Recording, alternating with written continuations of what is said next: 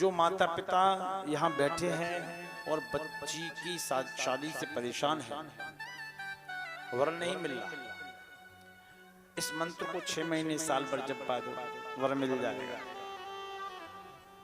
जिसको चाहिए हो बाद में संपर्क कर ले।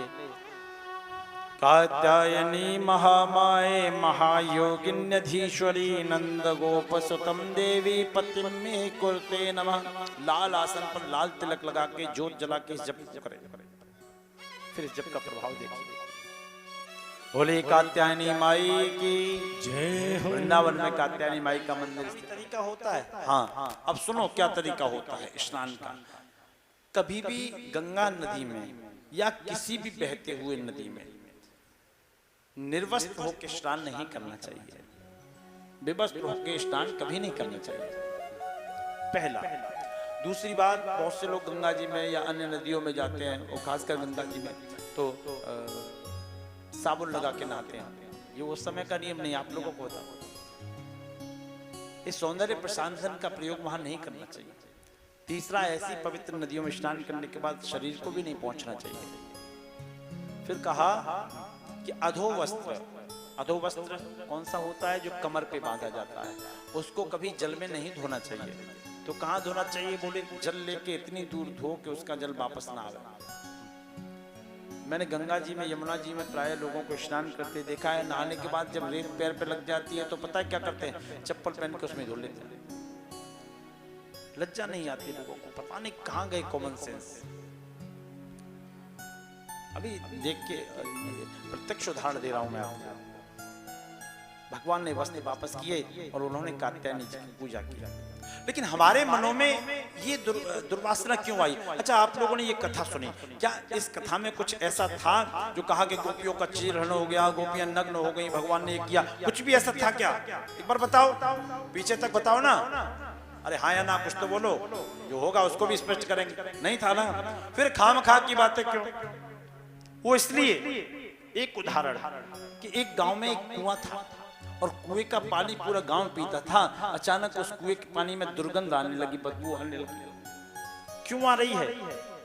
लोगों कीड़े पड़ गए तो लोगों ने पानी भी पीना बंद कर दिया। अचानक एक महात्मा आ गए, ज्ञानी पुरुष आ गए।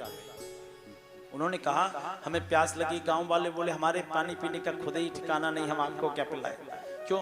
ये कुआं एक साधन था प्रभु, ये भी सूख गया, बहुत दूर से पानी आता है, अब बचता नहीं है। इस कुएं का पानी दुर्गंध युक्त हो गया है, अब हम इसको इस्तेमाल नहीं करते। उन्होंने कहा क्यों हो गया? इसका कारण जाना? कि कारण नहीं जाना।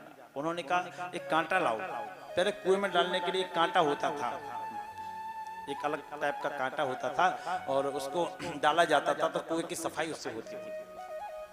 कांटा मंगाया, रस्सी मंगाई, रस्सी में कांटे को बांधा, कुएं में डाला, ऊपर नीचे किया, आगे पीछे किया, हिलाया और जब खींचा तो बाहर क्या निकला? उसमें एक मरा हुआ कुत्ता पड़ा था। उस कुत्ते की दुर्गंध के कारण उसका पानी पीने योग्य नहीं रहा। लेकिन किसी ने इस पर विचार नहीं किया, पानी पीने योग्य नहीं बचा तो पीना ही बंद कर दिया। फिर महात्मा ने कहा देखो ये कुआं गंदा नहीं था, इस कुएं के अंदर ये मरा हुआ कुत्ता पड़ा था, ये गंदा था, इसको गांव के बाहर फेंक दो, दुर्गंध चली जाएगी। गांव के लोग मिलके इस कुएं की सफाई करो। लोगों ने तार करना प्रारंभ किया, कुएं के जल को 1, 2, 3, 4 दिन तक निकाला। कुएं का जल पुनः गंगा जल जैसा पवित्र हो गया, अमृत जैसा हो गया, पूरे गांव की प्यास बुझने लगी। इसका कारण यह है कि हमारा हृदय रूपी कुआं है। उस हृदय रूपी कुआं, ये हृदय रूपी कुआं गंदा नहीं है तो क्या इसमें वासना रूपी कुत्ता गिर गया है जो हमें सकारात्मक देखने ही नहीं देता है, हमेशा गंदा संदा दिखाता है। जब कोई व्यास, आचार्य, मनीषी, महात्मा, गुरु, संत अपने ज्ञान के कांटे में विवेक की रस्सी को फंसाता है और इस कुएं को खंगालता है तो वो वासना का कुत्ता बाहर निकल के गिर जाता है और हृदय शुद्ध हो जाता है। कथा का पूर्ण सारांश। बोली बांके बिहारी लाल की।